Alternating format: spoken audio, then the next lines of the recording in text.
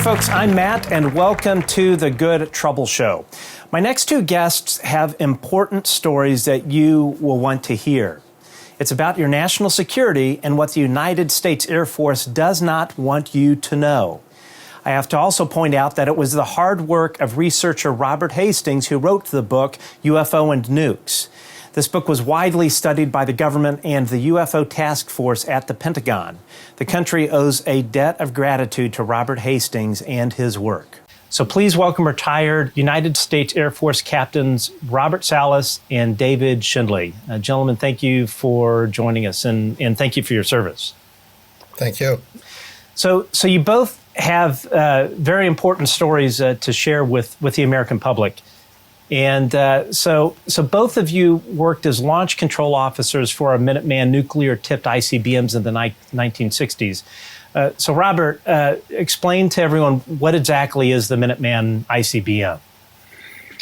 Well, it's ICBM stands for Intercontinental Ballistic Missile. So it was part of the strategic defense of the United States. In case we were attacked by nuclear war, the missiles would be launched to respond. Missiles were capable of going thousands of miles. They were solid fuel rockets, so they could be launched immediately. They didn't need to be fueled or anything like that. They had an inertial guidance system, and they had nuclear weapons. At the time, I've read in some reports, these are open reports, they had an 800 kiloton bomb. With respect to the Hiroshima and Nagasaki bombs, they were about 20 kilotons. So you can imagine the immense power of these weapons. And there were hundreds of these back in the day, right? Hundreds of these missiles that the United States fielded? Yeah, at Malmstrom Air Force Base, we had 15 launch control facilities, so each had 10 missiles. At any time, we had 150, and that was just the one base. Of course, David was at Minot Air Force Base, so I had, I assume, another 150. Is that right, Dave? It was the same, yes, 15 flights. Yeah. So, David, how exactly are these nuclear missiles controlled? Controlled? Well, in other words, how many people control them? Is it 2 people sit in the ground per missile? How are these missiles managed? Well, let me start really from how the layout is. Each wing at the Air Force Base has 15 launch control centers, situated many miles around the base. My base was 13 miles north of Minot, North Dakota, and these missile flights, the 15 missile flights, or launch control centers, were spread circular around the town many miles away, 30 to 50 and sometimes more miles away. Each launch control center, each flight, controlled 10 missiles. And the launch control facility, which is a facility above ground, contained 6 security guards, a cook, and a site manager. And down below, 60 feet below ground, was a hardened capsule where 2 officers sat at a launch control console or in the launch control center to manage and keep watch over these missiles and the security of them. So that's the way it worked. So what you guys were on, so there's, backing up a bit, so there's something called the nuclear triad. So you have land-based nuclear delivery, which was the Minuteman ICBM, air delivery, bombers, and then sea delivery was sea launch ballistic missiles. So the idea being that an adversary can take out one leg of a triad or of the triad, and maybe not disable it completely, but you have the other 2 legs to stand on. And part of all this has been based on something called MAD, or mutually assured destruction. where one side knows that if they launch something or launch nuclear weapons at the United States, they're going to incur damage that's unacceptable. One of the legs, or one of the premises for MAD to work is the other side has to know that the other side is ready to respond at a moment's notice. So, and we call that nuclear deterrence. Exactly, yeah. So if you have a large section of the United States' nuclear deterrent disabled in a way that we're about to get into, that jeopardizes our national security. Now, for both of you guys, or anyone that sits behind those launch consoles, I mean, that's an enormous amount of responsibility controlling weapons of this magnitude. So what just so people at home understand, what kind of vetting goes on with someone that is holding your position? What kind of vetting, security checks, and as you know, say for instance, you're a year into the job. Do you do those security checks again? In just kind of a general way, how is all of that handled? Robert, if you want to maybe touch on that. Okay. Well, as far as the vetting goes, yeah, I suppose we were selected based on our records. And, of course, we did have to qualify to be in the positions we were in. In other words, we had to be tested on our knowledge. We went through pretty extensive training. I forget, at least 6 months, I think, of training at various bases. And we were checked on a regular basis. Dave, you want to add something to that? Yeah, one of the main qualifications is we had to have a security background check, and we all had to obtain our top secret clearances. And so each of us missileers had a top secret clearance. And as Bob said, we were vetted all along the way during our training to make sure that we were stable.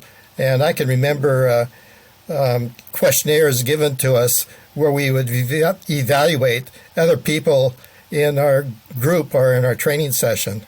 So, yeah, we're well looked at. So yeah, so it's this isn't something that obviously anybody can get into. So if you have something in your past or are deemed not mentally stable or to perform the job, there's no way you're going to even get close to nuclear weapons. Right. I think that's right. Okay, yeah, that totally makes sense. So Robert, let's jump right into it. Tell us your story, please.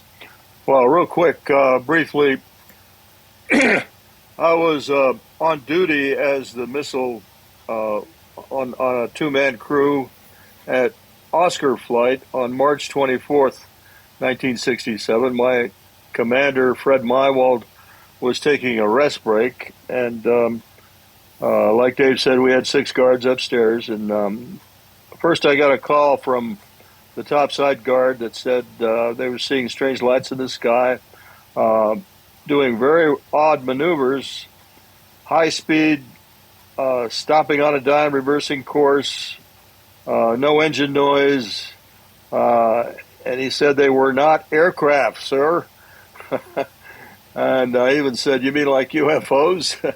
Because we had reports in the local newspaper of people seeing strange things in the sky around Great Falls. So I was just joking with him, but I had no real reason to believe these were UFOs other than the fact that he was dead serious about these not being aircraft, and they were flying above the facility. I hung up on him, and then 5 minutes later he calls back. And this time he's very frightened. He says, when I calmed him down, he was able to tell me that he was looking at a red-orange light, approximately 40, 50 feet in diameter, just hovering above the front gate of our facility. He had all the guards out there with their weapons drawn. He wanted me to tell him what to do next.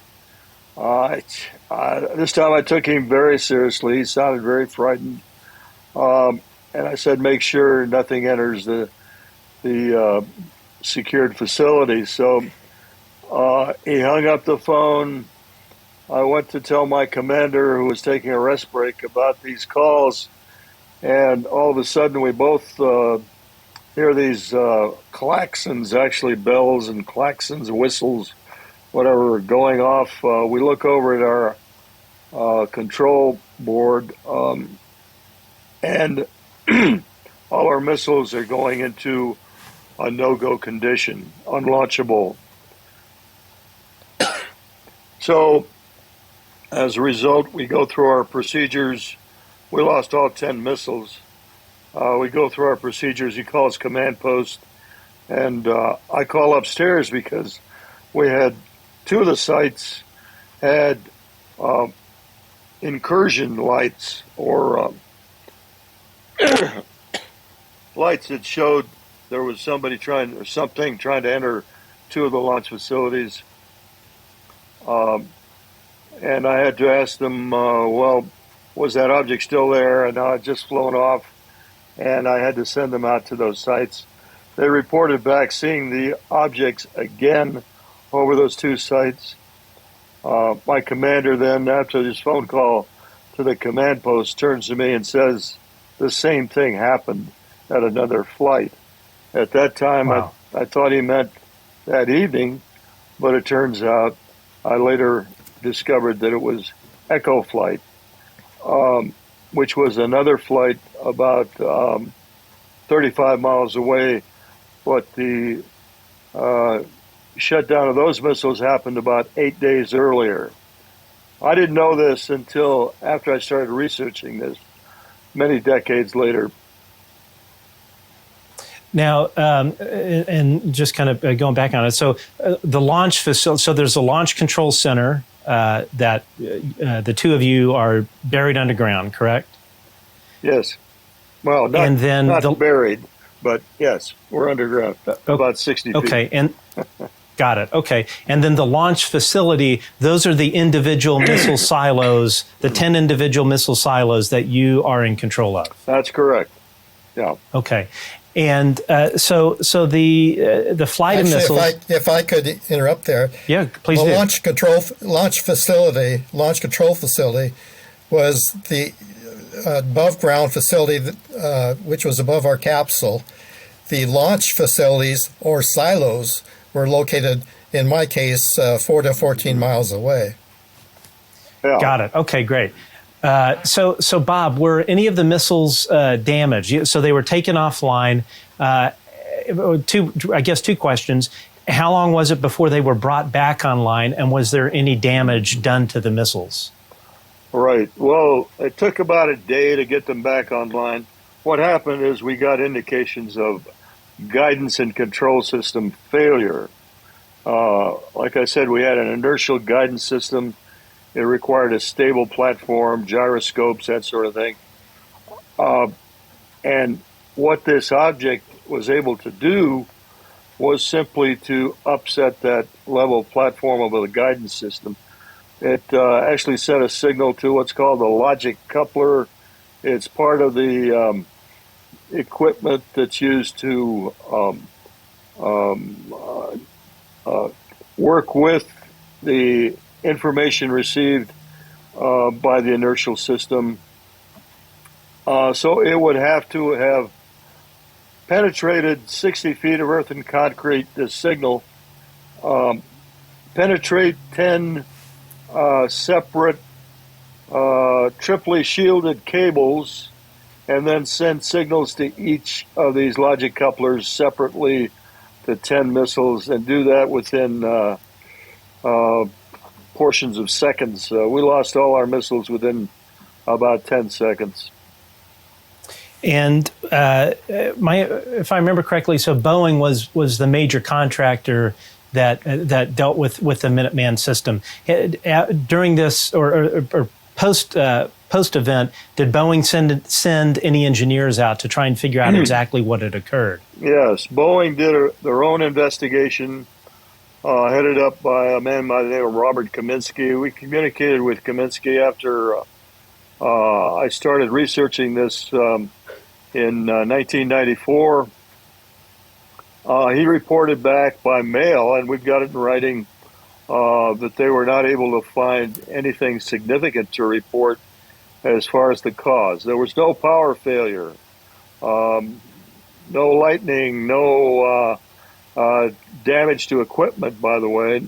None of these missiles were damaged on a permanent basis. They were simply had to be retargeted and go through a retargeting procedure, which took about 24 hours, like I said.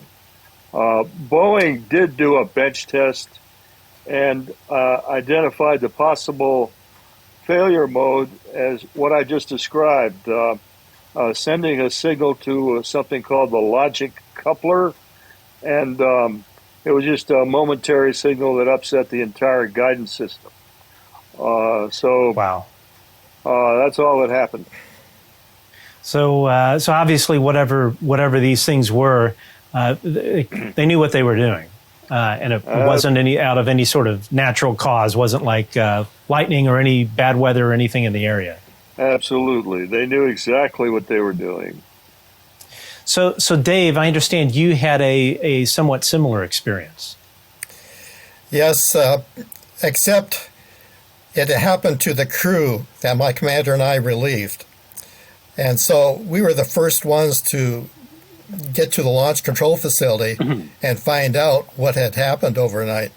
But to start from the beginning here, when I woke up that morning, I heard a television newscast said that residents of Mulhall, North Dakota, which is about 40 miles north of Minot, North Dakota, some of the residents of town saw strange lights overnight. And that's essentially all that newscast said. But that caught my attention because I was scheduled to go to November flight, which is 3 miles west of that town. And then I lived in town, and I knew I was going to a November flight, and I traveled to the base for our pre-departure crew briefing, which all 15 missile crews would attend early in the morning prior to going to the individual launch control centers. At that briefing, we were told that a few missiles at November flight had gone off alert, and which again caught my attention, plus the attention of a few other crew members there at the briefing. When the briefing was over, some of those officers came up to my commander and I and said, "Did you hear the newscast this morning?" And I said, "Yes." And my commander had heard that newscast also. Anyway, my commander and I then took the standard Air Force blue station wagon and traveled to the November launch control facility, which was about 37.5 miles from base. And we entered through the security fence, and my commander immediately went to the security section of the above-ground facility, and I proceeded to inspect the above-ground surroundings around the building to make sure everything is in order. I entered the back door of that facility, above-ground facility, and the site manager greeted me, a tech sergeant. And he said, "Did you hear what happened overnight?" And I said, "All I heard was that residents of Mulhall, North Dakota saw strange lights overnight." He says, "Well, follow me." And he took me to the day room of the facility, to the west-facing windows, and he described to me the object that he saw hovering just beyond the security fence that night. And it was quite a story. He said this object with bright flashing lights, that's the only way he could describe it, just hovered just beyond the security fence. And then after a while, that object hovered to the right and went out of sight from those west-facing windows. And the object then came toward the main gate, just behind the main gate, where it was visible by the security guards in the security section of the facility. In the meantime, the site manager would continue to tell me about the object, And some security guards and other people there at the facility joined him and telling me what had happened. And you could tell by the emotion on their faces and in their voices that it was a very frightening experience. In fact, none of them wanted to go out and face this thing, whatever it was. And then I joined my commander in the security section, and we were handed our 38 revolvers that we carried with us. And we proceeded down the elevator 60 feet below ground to where we had to open a couple blast doors to get into the capsule. The blast door to the capsule was open for us, and we walked in. My commander and I immediately looked at the launch control console located at the far end of the capsule. And the console showed all red lights across the board. All missiles were off alert and unlaunchable. And so we went ahead with crew changeover to relieve that crew, and then they told us the story of what happened, and it was just amazing. My commander and I would, what's going on here? Sure. And we and the other crew discussed the possibilities from what the guards topside were telling us, and from what happened we could see on the launch control console, and we thought it must have been an EMF pulse of some sort. What else could send a signal to those missiles? But that signal, when we thought about it, had to be a special signal of some kind to affect those missiles the way it did. Because like Bob, we all had guidance and control system malfunction for every one of the missiles. We were able to query those missiles. You press a button for each missile, and it'd come back and talk to us what was wrong with the missile. And the primary thing that stood out was the guidance and control system malfunction. What is an EMF pulse? Can you explain that, Bob? Electromagnetic pulse is a just what it sounds. It's I really can't explain it exactly, but it's more like a power pulse that affects electronic equipment. Nuclear weapons, when they're exploded, give off an EMP or electromagnetic pulse. Okay, and going back, so what did the guards describe exactly how big this object was that was floating above the facility? For me, the site manager said there was bright flashing lights out there, and he held out his arms to indicate to me how wide this thing was looking out the windows. And from those, the way he held his arms and the distance beyond the fence, I figured it was about 100 feet or a little bit more away. Wow. And maybe 80 to 100 feet wide. My best guess. Yeah, let me just add, in my case, what the guard was telling me, there was a very bright light. He was having trouble seeing an object inside the light, but he did eventually was able to focus on a solid object inside this bright light, and that's what he described to me as about 50 feet long. And was it shaped like a disc or it was a cigar? It was oval shaped. He said oval shaped. Okay, so so fast forwarding. So I would imagine, Robert, there was a debriefing process that you had to go through following it with your base commander or someone like that, correct? Squadron commander in this case. We were as soon as we landed, we were helicoptered back to the base because it was about 100 miles out. As soon as we landed, we were ordered to see our squadron commander.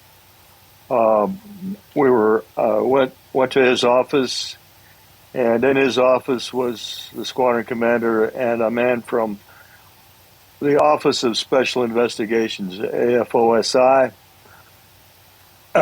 We started to tell them what happened, but neither one of them, I guess they had both been briefed because they didn't seem to want to know the details They really wanted us to sign this non-disclosure statement. Okay. Which I objected to at first because we were already cleared above top secret. But no, we had to sign this particular document because it referred to this particular incident, and so we both signed. We both signed a non-disclosure statement stating we would never talk to anyone ever about the incident or we would suffer some very severe penalties. So when you signed this non-disclosure agreement, were you allowed to talk about it with other missileers? Like, how specific was it? We were not allowed to speak with anyone about it, including our spouses, family, missileers, no one in the Air Force. And one of the reasons for this is because the Air Force was the Condon investigation was ongoing at the time, and I'm sure the Air Force did not want the Condon investigators to know this had happened. I'm certain of it, because. Go ahead. Oh, and just folks at home that don't know. So the Condon investigation was an investigation run by the U.S. Air Force to determine what UFOs were, if anything, correct? All right, that's correct. Okay. At any rate, the next morning, I got a call from the guards at my home in town, and they begged me to come out and talk to them about the incident. They thought I knew something and wanted to discuss it, etc., something, and I just had to tell them I couldn't. I was obligated not to talk to them about anything that happened. So that was very disappointing to both myself and them. I would imagine, especially something like that's just completely unlike anything that you would ever experience. I just can't even imagine what that must have been like to have this thing happen to you and not be able to speak about it. So Dave, what was your sort of debriefing process like? Essentially, my commander and I were relieved by another crew the next morning. There's crew changer every morning, and when we took the elevator topside and reached the top, the security center topside, I attempted to question the flight security controller who was on duty the night this thing happened, the night before. And I wanted to question him and talk to him in person about what he really saw. And he said, "I'm sorry, sir, but I can't, I've been ordered not to talk about this." And then my commander turns toward me and says, "Oh, I forgot to tell you, while you're in rest break below ground, I got a call from the Office of Special Investigations, and they told me, as far as you're concerned, it never happened," which applies to both of us. And it was a real disappointing message for me. And essentially, we were ordered that we were not to talk to each other about it even, which we didn't. Well, I must admit, a few weeks later, we had an incident where an F-106 crashed between us and the base, and we had to send security guards out. And at the time, I remember mentioning to my commander, I says, "I wonder if UFO had anything to do with this." And I thought, oh my God, I brought the subject up.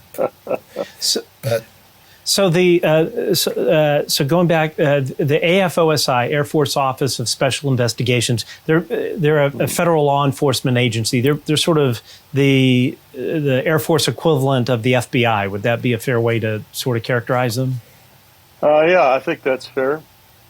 Okay, and as far as the NDA that you were forced to sign, do you recall, like, how bad are the penalties if it were discovered you talked to your wife or a friend or revealed any of that? What would happen to you? What would be the repercussions? I remember three things about that NDA. One is Leavenworth Prison stuck out. Wow. Leavenworth Prison, and I think it was at least 20, 25 years. And then there was also a monetary penalty also. So it was pretty severe. And I would imagine, too, it would be loss of your security clearance as well. Oh, of course. Yeah. Right. So now, Bob had to sign an agreement. Bob had to sign an agreement that he would forever keep silent. Right. But I was never directed to do that. All I was told is by my commander that he received a phone call and that we were to remain silent. And when he said it came from the OSI, I knew, it was obvious that we couldn't talk. Right. Now, so the three of us have spoken before. I wrote an op-ed for the debrief going into your two events. And one thing that I recall, Dave, you mentioning is years later, and maybe, Bob, this was the same for you. I don't remember it, Robert, that when you would go to Air Force reunions, people would come up to you and say, hey, this actually happened to me on my flight. But no one, of course, back then, especially with the non-disclosure agreements that AFOSI was requiring, there was no crosstalk. So no one knew what was happening at other bases, other flights. Is that right? Right. But what's amazing to me is I held my tongue for 35 some years. And it wasn't until I saw on the internet the blurb about the Salas incident. And when I read that on the internet, I said, oh my God. And I thought, now I can talk. And I did. I told my wife immediately. I pointed her to a webpage on the website. I says, this happened to me at Minot. My incident happened in September 1966, and Bob's in March 1967, 6 months apart. Wow. And Dave, what were some other stories that were relayed to you that you could share? Any sort of similar incidents at other nuclear ICBM sites? Yeah, I didn't know about our Air Force reunions until 2010. And I've attended 6 of those reunions so far. And in 2014, I held a reunion myself in Seattle, Washington, where 30 missileers came. And then one evening, I remember it was a Thursday evening, I gave a presentation on my experience. And it was the first that anybody had heard. Wow. Those missileers attending had heard of this. But the first thing I did at the presentation was I asked, do any of you remember anything talk about UFOs at Minot when you were there? 7 people raised their hands. Wow. Then I asked, do you recall anything about a UFO incident at a launch facility when you're on duty? And 3 people raised their hands.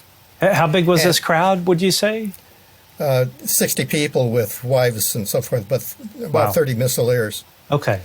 So it opened my eyes a bit, especially when one of them said, all my missiles went off alert. And that was the crew commander that I relieved, my commander and I relieved. And so that guy is still alive, but he avoids me. He will not talk to me. He will not come out. Okay. Do you think? Go ahead.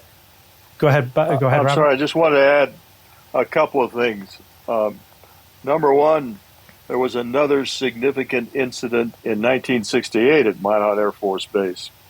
That's right. And October. That was very well documented. Major Bradford Runyon was the main witness. Co-pilot for a B-52 aircraft, and it disabled the launch facility. I don't want to tell the whole story right now, but what I want to state categorically here is in 1966, we lost 10 missiles at Minot. In 1967, we lost 10 missiles at Malmstrom. And then in 1968, another at least one more missile at Minot again. So, I think it was Oscar flight. Within the span of those 3 years, we had UFO incidents shut down at least 30 missiles. Unbelievable. To demonstrate Wow. that they. Now, Matt, these are not just stories. These can be verified. Like Dave said, the commander he relieved is still alive. The commander at Echo Flight at Malmstrom Air Force Base, Walter Fiegel, is still alive. These people can be subpoenaed to testify in front of Congress. And, of course, Dave and I would be willing to testify under oath. There's no question that this is an issue of importance with respect to our national security, and it ought to be looked into carefully. I think what folks at home that may not necessarily be following the UFO topic is that Congress is wildly aware of what has been going on, and moreover, the cover-up that the Pentagon, in particular the Air Force and the Air Force Office of Special Investigation, this cover-up that's been going on for decades. And one piece of proposed legislation that I believe is in either the Senate version of the Intelligence Authorization Act, I think that's what it's called, or the National Defense Authorization Act, is whistleblower protection. And part of what this proposed law, which will hopefully, or proposed legislation that will hopefully go into law in October when President Biden would sign it, is it would allow people like yourselves, and other Air Force personnel, and actually in other areas of our defense establishment, including contractors, it would relieve them of their non-disclosure agreement and allow them to go and testify in a classified setting in a SCIF or whatnot, or in front of Congress, I would imagine, in a SCIF as well, without any sort of legal repercussion or career repercussion. It would allow people. Now, obviously, you're out with it now, but as you mentioned, there are lots of folks that are still alive that were part of these incidents where unidentified flying objects disabled our large swaths of our nuclear deterrent. And it would allow these folks to go in and tell Congress about that. Because as much as I know that there are members of Congress that are aware of these incidents, I really don't think that these lawmakers fully understand the story.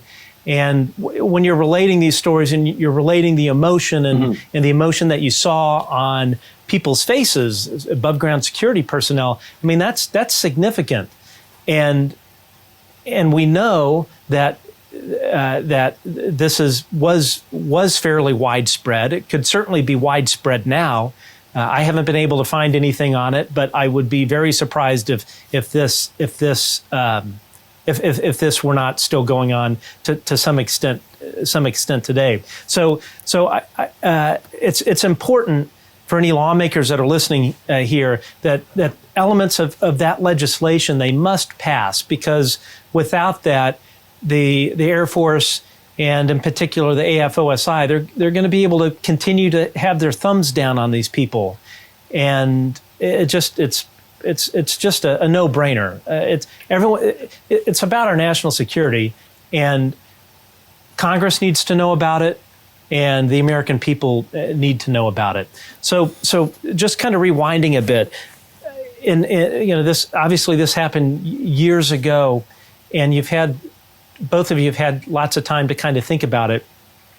What do you think these were? Do you think, and posing this question to both of you, do you think these were from another civilization? Obviously, they're much more advanced than us. Or do you think they are ultra-terrestrial and they are here and they just maybe live in another dimension? What are your personal opinions about that?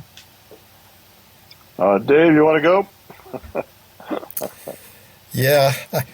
I really hate to speculate, but it is speculation. So many people have come up to me and saying, there's got to be life out there, other places, universe. It's just, the odds are totally in favor of it. And of course, the scientists all say that also. But I've been amazed at the number, since I came out, I've been amazed at the number of people have come up to me and wanting to tell me their stories. And every other day, I hear another story, including some from abductees. And I've attended some UFO conferences where people recognize me and come up and want to tell me their story. And that has really opened my eyes that, hey, it's out there. I mean, if you haven't had an experience, you probably know somebody who's had one, or you've talked to somebody who's had one. So, Robert, what do you think? There's no question in my mind that these are extraterrestrial craft being controlled by extraterrestrial beings. There's no way what they did to our missiles, any of our equipment could have done, either then or now, in my opinion. And I'm sure that once the investigations get going here in earnest, that not only Congress but the American public, the world public, is going to realize that that is the truth. We are being visited by advanced extraterrestrial civilizations, and so it's up to us to figure out how we're going to react and move forward. And again, a question for both of you, and understanding this is purely speculation because we really don't have any idea. What message do you think they were sending? Do you think it was a show of force, or a message saying, you guys are going to blow yourselves up if you're not careful? What's, again, understanding of purely speculation? Robert, what do you think? Well, like I said, they did not do any significant damage or any damage that I know of to our equipment, to the missiles themselves or the weapons. And I think they could have if they wanted to. It was not, I think, what was going on in our case, and in many other cases all over the world, by the way, where objects were seen near nuclear facilities, they were just sending us a message, and the message for me is very clear. We need to get rid of our nuclear weapons. This so-called nuclear deterrence does not work on the long term because more and more countries will want nuclear weapons. We see that already in North Korea and Iran and other places. Eventually, these weapons will be used. They've been threatened to be used by Russia already in the Ukrainian war, and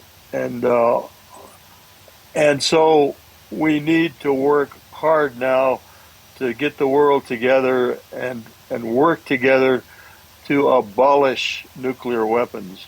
And I think that was their message. Dave, what do you think?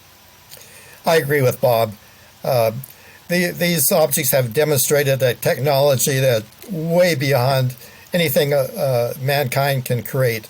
The physics out there is just out there, way out there. Our physicists don't know half of any of this. So, coming from outer space someplace, where else would it come from? I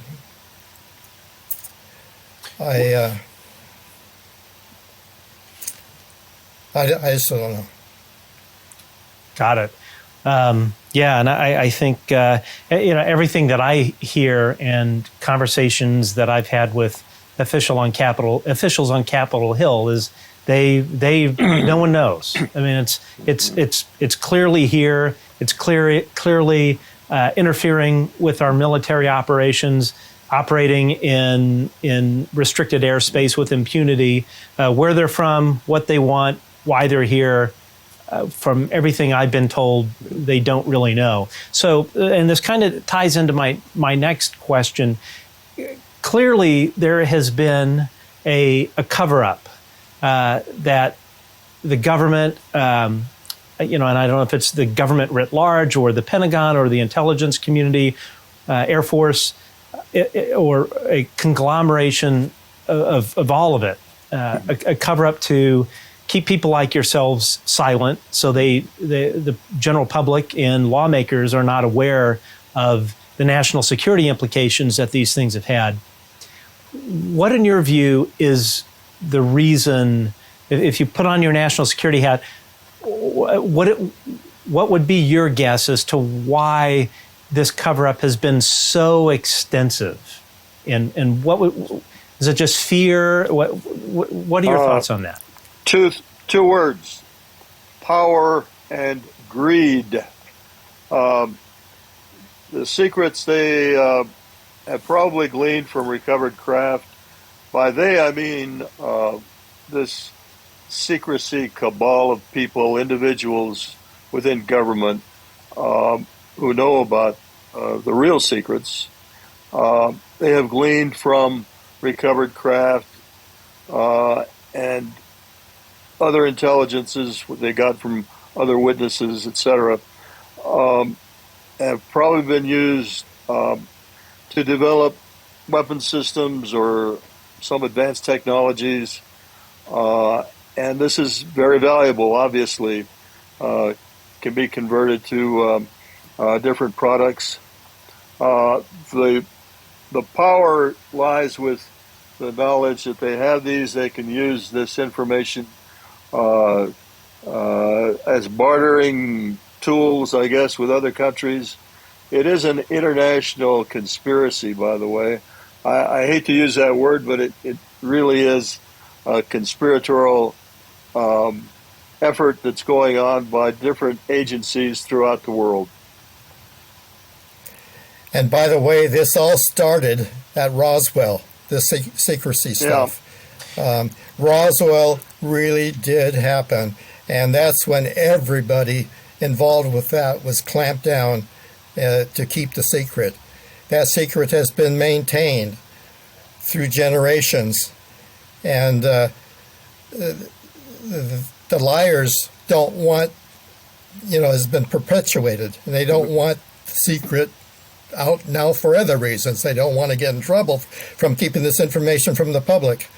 The other thing is that the Defense Department doesn't want the American people to know that they cannot be protected from these objects with superior intelligence and superior technology.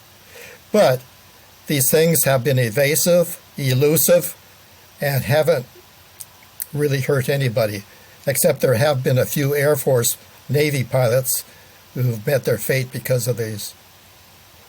Yeah, speaking of Roswell, part of this proposed legislation that Congress has put forth that will hopefully be signed into law mandates the General Accounting Office go back and examine any sort of disinformation campaign, cover-up, beginning in 1947, which is when Roswell occurred. So clearly, Congress believes that there is a there. I know Representative Tim Burchett in a recent interview. He's a Republican from Tennessee, has spoken about that he truly thinks that there are recovered craft. And not just Roswell. There's been a long history of multiple crashes, recovered intact vehicles that are not human made, and there's extensive examples of this happening in multiple countries. So, one thought that I heard was that in terms of the international secrecy.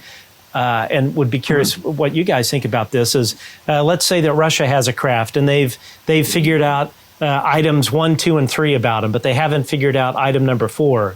The United States has a craft, and we've figured out we've figured out number 4, but maybe another missing element of it.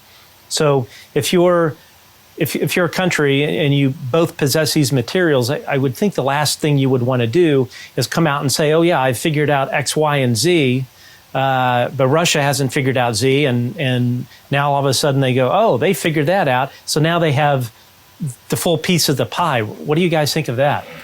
Absolutely. I think that the way you describe it follows my thinking exactly. Not only do they share information about the objects and the technology, but they use these secrets as, like I said, bartering chips for other information that they'd like to know from the other side.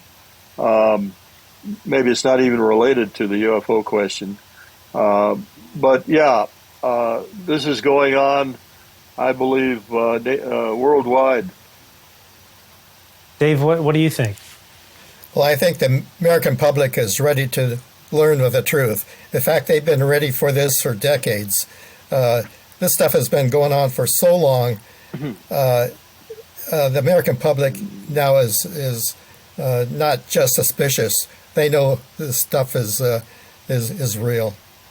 So I'm sure that there's great concern within the government, be it the Pentagon, executive branch, whatever, that if they come out and just flat out say there is a non-human intelligence that has been interacting with us for decades, if not thousands of years, that the revelation of that would cause mass panic within the public. If they come out and say they're technologically superior to us, we can't control them, we can't control our skies, we have no military countermeasures for this, what would be your message to those people in power that feel that this is not something that the American public can handle? Can I try? Please. Well, for example, in the Catholic Church, I know the Pope is very interested in this subject. He's already issued statements to the effect that they recognize that we are not alone in the universe, and we're all children of God. So I don't think the religious issue would be a major issue. As far as panic, like Dave said, this is something the public in general, worldwide, is well aware of, and has been for a long time. They just want their governments to come clean and tell the truth. I seriously don't think there would be any panic about any disclosures. I'm with you on all of that. The reality of it is undeniable. The Office of the Director of National Intelligence in their UAP report stated that these things are happening. These are craft. They're probably a small amount could be attributed to natural phenomena or man-made objects, but I believe it was in the UFO hearing that occurred in the House of Representatives in the I'm blanking on the name of it, House Intel Committee. The two folks from the Pentagon stated that there were something like 18 documented near misses of naval aircraft that have encountered these things. So speaking of which, rewinding a bit, in this report that was provided to Congress, which was around a year ago, by the Director of Office of National Intelligence, everything in the report came from the Navy. In the testimony in the UFO hearing in front of the House Intel Committee, everything was Navy, who has been blatantly absent from this conversation really since all of this came out in the New York Times, which I believe is in 2017. The elephant in the room is the Air Force, who has said absolutely nothing. My question to you both is, what do you think? Why do you think that's the case? And do you think it has anything to do with the disabling of our nuclear intercontinental ballistic missiles? Could I just interject? During that May hearing with Mr. Moultrie and Mr. Bray in the Intelligence Committee, one of the representatives, Michael Gallagher, did mention the Malmstrom incidents, and Moultrie stated, well, he'd heard rumors, but nothing official, something like that. And Gallagher followed up and asked him if he would look into it, and he agreed to do that. So I'm hoping that neither one of those two gentlemen will forget that, and there will be more discussion about that one. Anyway. The big question is, when is the Air Force going to come out and start talking? Right.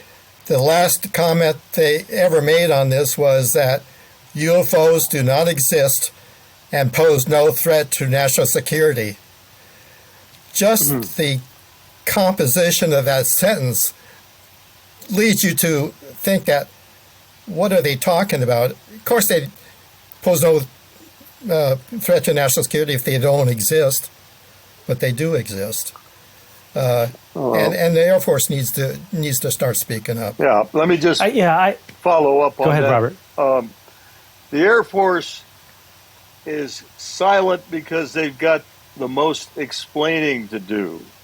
Going back to Roswell and from there on, there have been so many incidents that have been documented involving Air Force facilities, and they've lied about that continuously. Just outright lied. So they've got a lot of explaining to do, and that's probably why they're silent right now until they're forced to explain. So if called upon, both of you would fly to Washington, D.C. and testify in front of Congress, correct? In a heartbeat.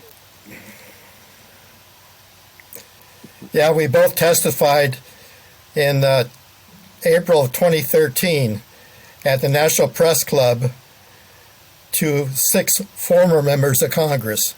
Of course, they were willing to listen to us since they were not current members. Right. So again, thank you both for coming on and sharing your experiences. Thank you, Matt. You're welcome. Thank you, Matt. These two men are American patriots.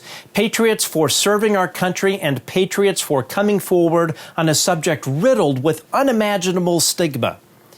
They held the keys that would have released nuclear Armageddon at a moment's notice.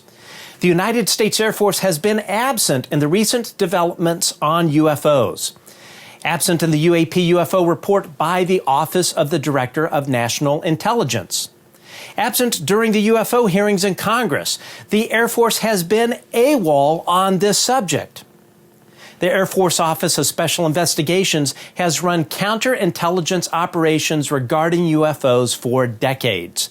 Lives have been destroyed in this cover-up. The United States Air Force has lied to Congress and the American people. They lied because of the elephant in the room that UFOs have been tampering with and disabling our nuclear weapons for decades, and the Air Force can't do a damn thing about it. So we close with this message to Congress. Hundreds of United States Air Force men and women have had the same experience as Captain Salas and Schindele while manning our nation's nuclear weapons. Yet with very few exceptions, the Air Force Office of Special Investigations forced our service members to sign non-disclosure agreements to never speak of their encounters. Members of Congress, this is the smoking gun. These NDAs are the paper trail. These are the documents that will reveal the incidents, the people involved, and more importantly, the Air Force personnel involved in the cover-up.